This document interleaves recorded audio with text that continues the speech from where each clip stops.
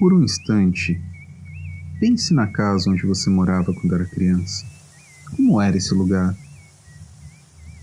Quais eram suas cores, seus sons, seus cheiros?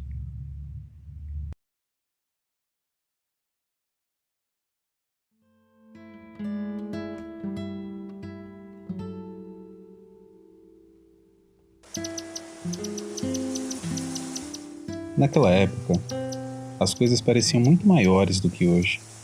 O jardim se tornava um grande parque, do tamanho do mundo todo. As árvores iam até o céu e pareciam tocá-lo, como colunas que seguram o teto. Um labirinto onde era possível brincar por horas a fio.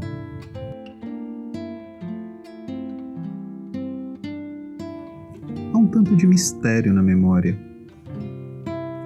Há coisas que se mostram sem se revelar, como um convite para dançar uma música que não estamos ouvindo.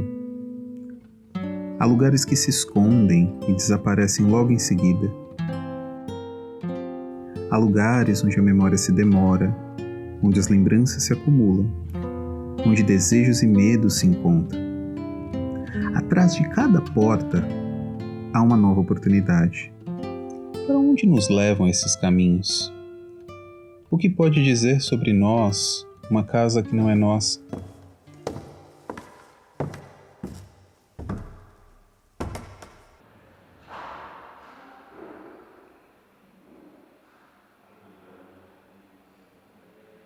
Certos caminhos se fecham a partir dos mistérios do tempo, já outros nos chamam. A casa que virou escola abriga mais do que um passado.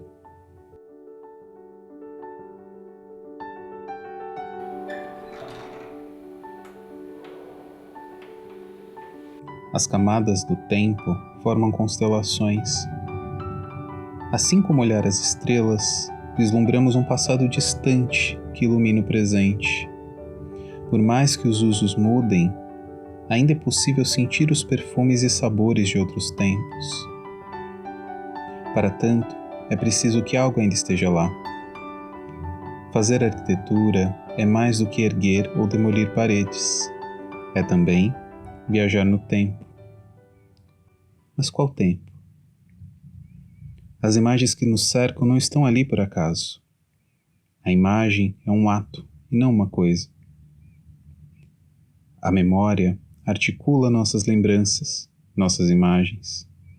Lembrar coloca o passado em movimento.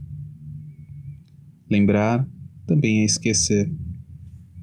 Quem foi esquecido para que pudéssemos lembrar? Quem lembrará de nossas brincadeiras, nossos risos ou nossas conversas sobre o amor?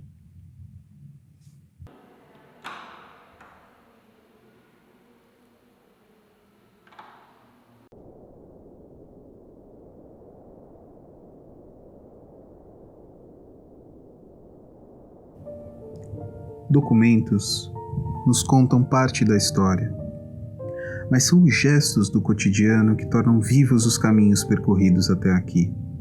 A memória sempre encontra lugar para lembrar. Os espaços testemunham nossas vidas. E nesses relatos, há protagonistas, antagonistas, coadjuvantes. A fala, o eco, o silêncio. Há quem peça permissão para entrar e ficar, outros para sair.